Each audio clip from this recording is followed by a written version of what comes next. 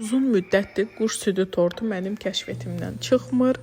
Təəssüf ki, gəlib dadına baxa bilmədiyim üçün qərar verdim ki, bugün onu hazırlayacağam. Qabaqcadan deyim, hazırlanmağına görə əziyyətli tortdur, amma əsas məsələ dəyər. Əvvəlcə zavarno, yəni bişmiş kremi hazırlayıram, çünki soyumaq vaxt alır. Çox adam südü ayrıca qızdırır, yumurtanı ayrıca qatır. Mən hamısını bir yerdə qatıb bişirirəm. Heç vaxtı da kremlə problemim olmayıb, yəni krem həmişə məndə alınır.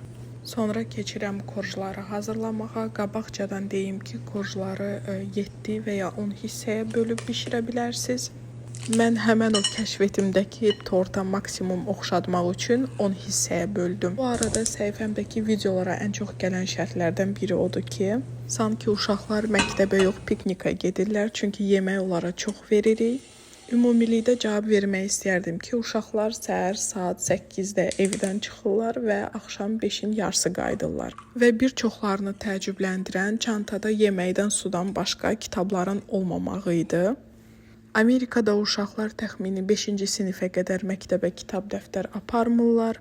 Ümumiyyətlə onlara demək olar ki, ev tapşırıqları da verilmir. Bilmirəm, yaxşıdır bu ya pis, amma ən azından hələ ki mənim əsəblərim sakitdir.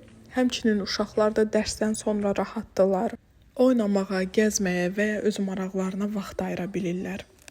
Nə yalan deyim, Azərbaycanda uşaqlar bağçaya gedəndə və məktəb yaşına yaxınlaşanda tanışlarımızın uşaqlarla nə qədər əziyyət çəkdiklərini görəndə, hətta 1-ci sinifdə mənim artıq gözlərimi qorxu tutmuşdu ki, necə olacaq.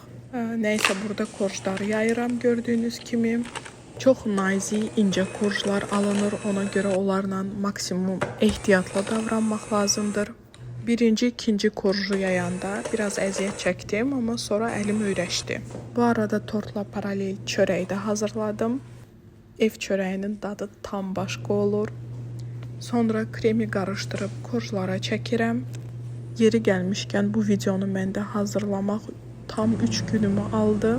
Birinci gün krem və korjları hazırladım, ikinci gün tortu yığdım və üçüncü gün axır ki dadına baxdıq.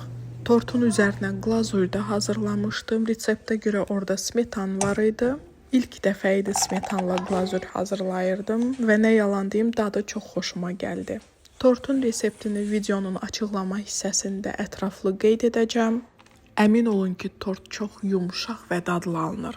Yəni bişirməyə dəyər, mütləq hər biriniz hazırlayın.